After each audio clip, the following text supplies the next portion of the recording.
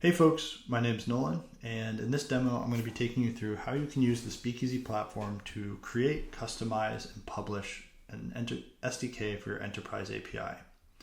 But before I dive into the details, I wanted to talk briefly about why SDKs, which stands for Software Development Kits, are a critical tool for anyone who's trying to sell enterprise API access. SDKs are libraries that abstract away the complexity of interacting with a given API. They typically include things like classes for each of your API's data models, functions so that you can interact with those classes, and utility functions, which make it simple to do things like authenticate with the API, retry requests, and handle paginated responses, and much, much more. The ultimate goal of the SDK is to allow your users to focus on building the applications on top of your API rather than spending valuable development resources integrating with your API. So you might be wondering, if SDKs are so great, why doesn't everyone have an SDK for their API? And the answer to that is that historically, SDKs have been really hard for a company to do well. Companies like Stripe with huge budgets have been able to hire large teams that can effectively manage the creation and updates of SDKs. But that's simply not something that's realistic for most companies. So everyone who wasn't Stripe was stuck using open source generators to create their SDKs.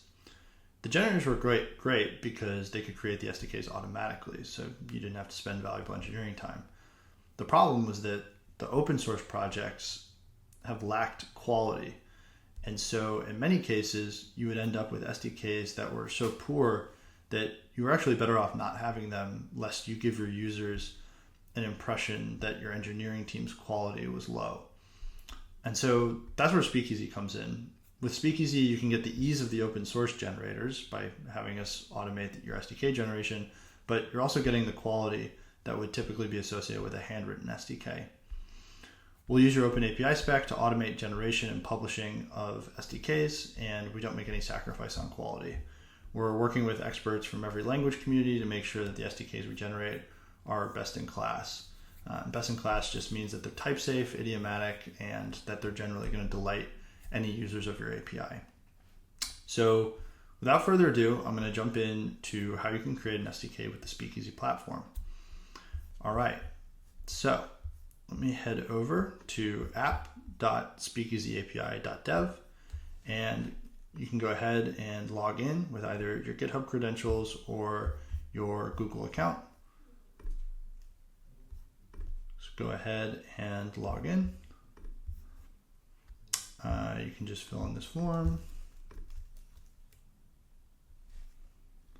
Go ahead and choose a company name and for your account on Speakeasy's platform.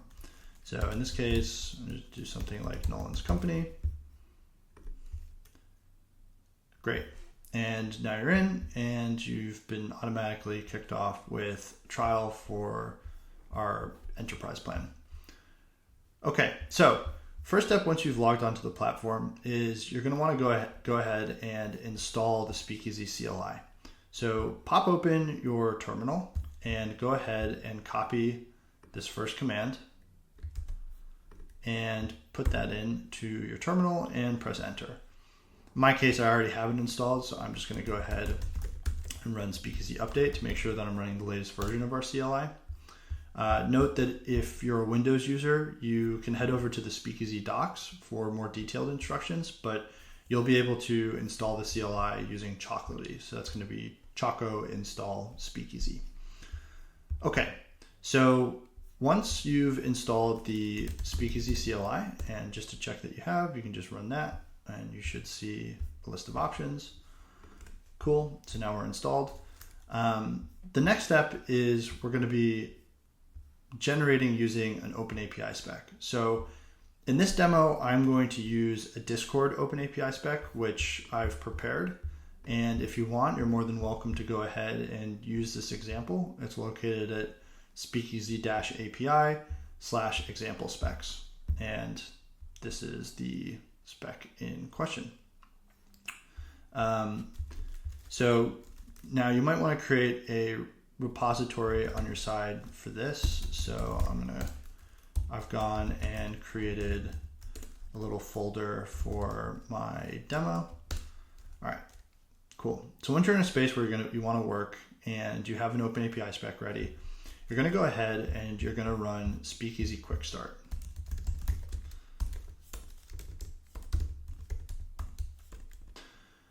Okay. Now the Speakeasy Quick Start command is going to pop open an interactive dialog, which is going to prompt us for some basic info. The first thing it's going to ask us for is the location of our open API spec. So for this, you can either use a local path or you can use a remote file. I'm going to go ahead and just use this remote file. If you're using a GitHub link, be sure that you get the URL for the raw GitHub page for the spec. So I'm going to go ahead and pop that in. Okay, and now it's going to prompt me to give a name to the SDK. So this will be relevant for how your users are going to interact with the SDK. Typical convention is to just use like a company name or an API service name. And so people will invoke things like discord.dothing, right? All right, so I'm going to go ahead and do Discord. And next, you're going to be prompted with the language that you would like to generate. Now, I'm going to use TypeScript, but depending on your industry, there might be other languages that are more popular. If you're working in data or AI, it might be Python. If you're in the infrastructure space, maybe it's Go. If you're working in finance, it might be Java or C#. But TypeScript is, pretty universal, no matter how you feel about it. So I'm just going to go ahead and select that for the purposes of this demo.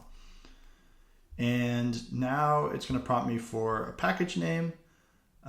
So this will be how people actually find your SDK once it's been published to the relevant package manager in the ecosystem. And again, convention here is typically to either use the company name or the API service name.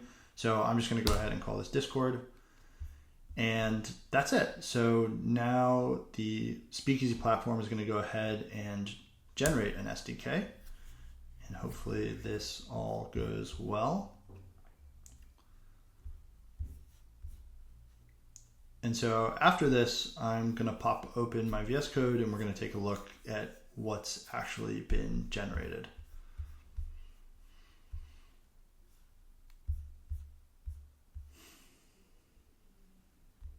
And so you can see that as this is generating, it's also doing things like checking the compilation to make sure that the code that's been generated is actually valid. It's also validated that the OpenAPI spec in question matches the OpenAPI conventions. And it looks like we are good.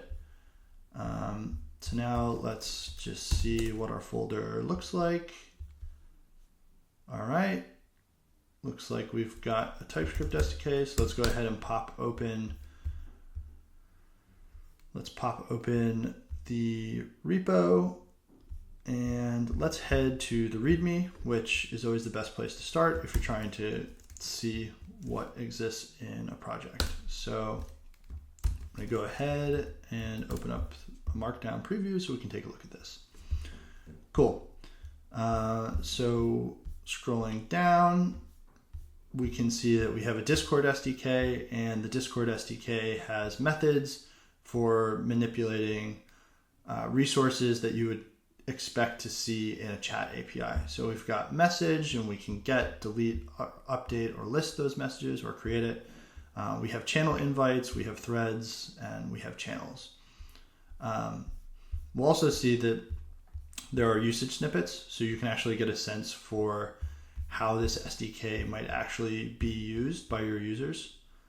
And you can see that they can invoke discord.getMessage, they can pass in a channel ID and a message ID, and they can retrieve a specific message. Now, one thing that you might be noticing is that while this SDK is pretty good, and this is a nice interface for accessing an API, it's maybe not the convention that you're most used to seeing, which is that people tend to like to have an object-oriented approach to the way their SDK looks. So instead of discord.getMessage, you might be more likely to see something like discord.message.get out in the wild. And so this is just a way of framing an API where you want to think of it in terms of noun and verbs. So we're going to go ahead and actually update this SDK, and this is going to show off how you can customize your SDK. And to do that, we're actually going to use AI. We're going to use something called Speakeasy Suggest, which is an AI which is able to help you make edits to your OpenAPI specification. So I am going to go ahead and run Speakeasy Suggest, and I'm going to again copy that URL, and I'm going to feed that in here, and I am going to run that. And so basically what this is doing is this is saying, I want you to look at the schema that's located at this URL. I want you to look at the operation IDs in that schema, and I want you to restyle the SDK so that it's resource based. And then I want you to write it into an overlay file.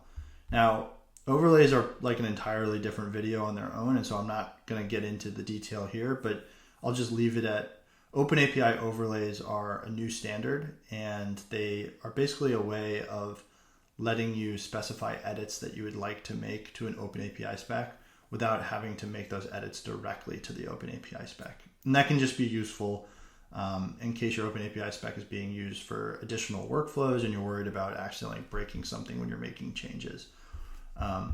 Okay, cool.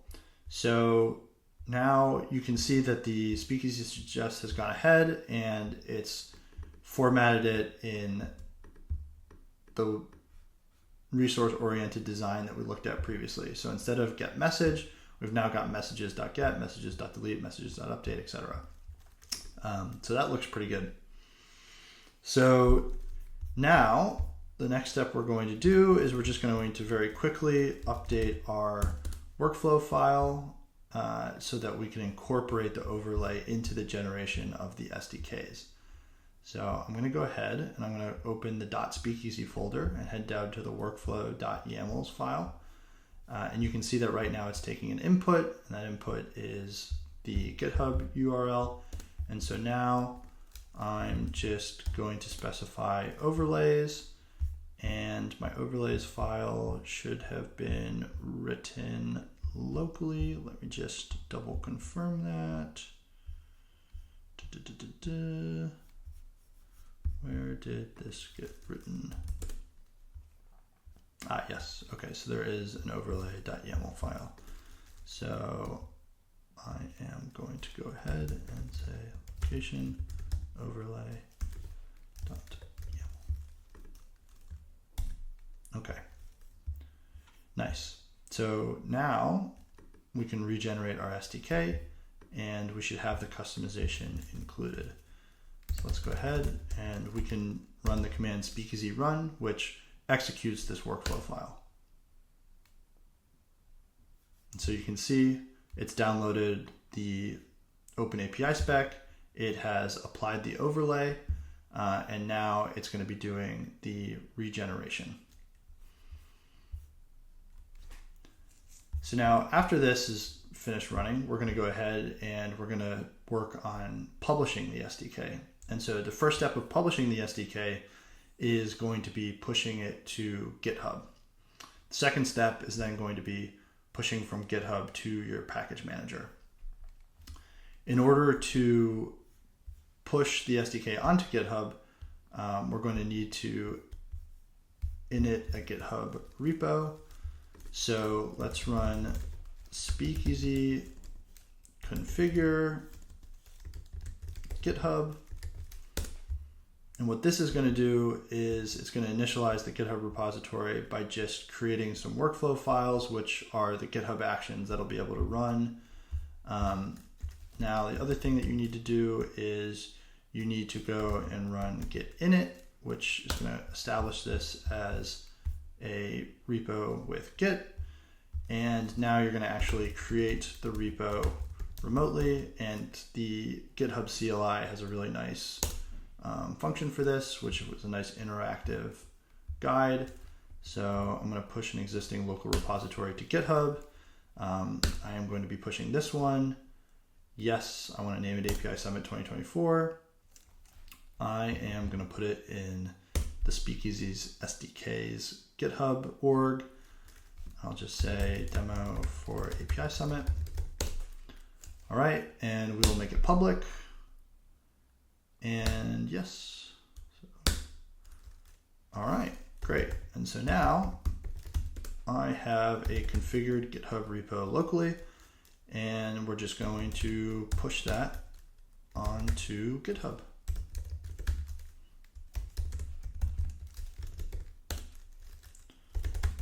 Push.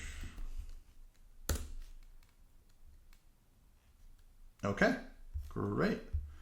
So now I'm going to go ahead and I'm going to go over to Speakeasy SDKs / API Summit 2024. All right, great. So we're off to a good start. We can see that we do in fact have a GitHub repo and it contains the SDK that we generated, and we'll see that the customizations that we made are all applied, and we now have these nice resource-based groupings for all the different methods. All right.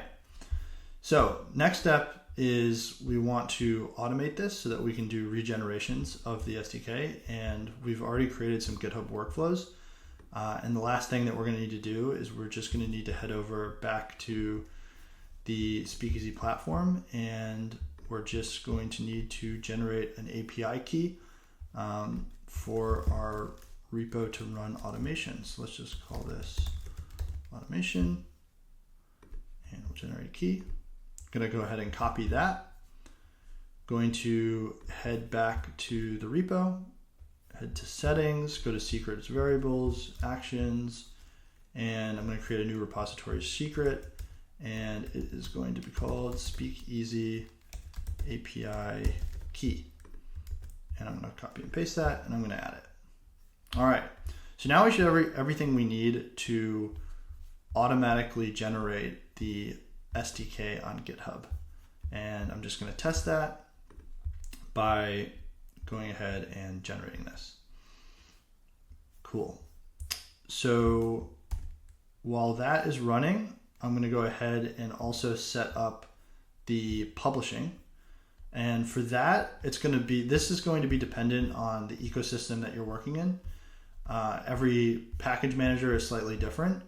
In my case, I'm going to head over to NPM, and in NPM, you should see under your account label, there's something called access tokens.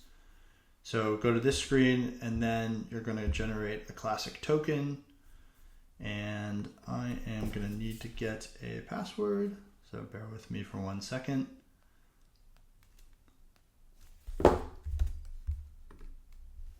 All right, you're going to go ahead and name that key. So I'll call this API Summit and select automation and generate token. And again, this is something that's going to be slightly different for every package manager, but they don't vary too much. So it should be fairly simple. And if you want, head to the Speakeasy docs. We have instructions for each package manager linked there. So you can go and find the one that's relevant for your use case. Okay, so I've copied this NPM key, and I'm going to go back to the GitHub repo. I need to go ahead and do Speakeasy configure, and it's going to be publishing, similar to GitHub. And so what this is going to do is this is going to create some publishing workflows within our GitHub repo, similar to the generation workflow that we're running now. So I'm going to go ahead and push those workflow files up to our GitHub repo, publishing workflows, git push origin. Okay, and so we should now have a publishing workflow, which we do. And so finally, we're going to head back to the secrets and variables section, back to the GitHub actions, and we're going to add another repository secret, and we are going to call it npm token, and I'm going to pop that in and add that as a secret. And so basically that token is just going to be used by our publishing workflow. Our publishing workflow is going to, on our behalf, upload the SDK to the npm package manager. You can see that the generation action that we had running before, that completed successfully. And similar to the CLI, you'll see that it ran a similar set of steps. We applied an overlay, we validated a document, we generated the SDK, and then it checked compilation. And so it's opened the changes to the SDK as a pull request on the GitHub repo. And if you were actually using this in production, your team would go and review to make sure that the changes to the code were as expected. And then when you're happy with it, you would go ahead and you would click merge pull request. And so merging that pull request should go ahead and trigger the publishing workflow, which is now saying, okay, a new version of the SDK has been merged into the GitHub repo. And so now we need to take that new version and we need to go ahead and we need to push it out to the package manager. And so that's what this action is executing. So we're just going to wait for this to complete. And after that, we should have a fully published npm package in just over 20 minutes, which is pretty crazy.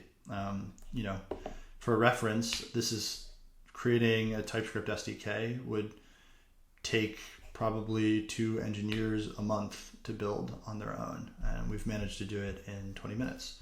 So that is pretty cool.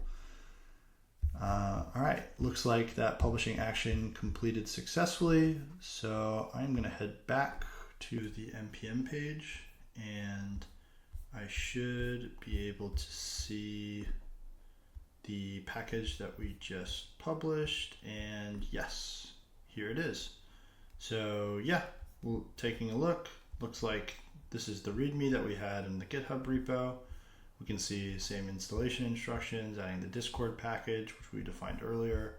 And then it's all the same code samples and that nice resource-oriented SDK design that we defined earlier. And so there you have it.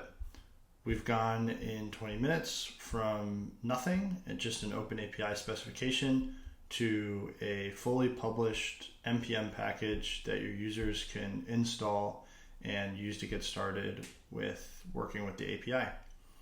Thanks so much for joining me for this quick demo. I hope you all found it really useful. And if anyone ever wants to get in touch with Speakeasy, you can find us at speakeasy.com and feel more than welcome to reach out to me personally. You can find me on LinkedIn. You can find me on Twitter. Feel free to shoot me a message. Thanks so much for joining me. I hope everyone has a great rest of their day and enjoys the rest of the conference. And thanks to Kong for allowing us to sponsor.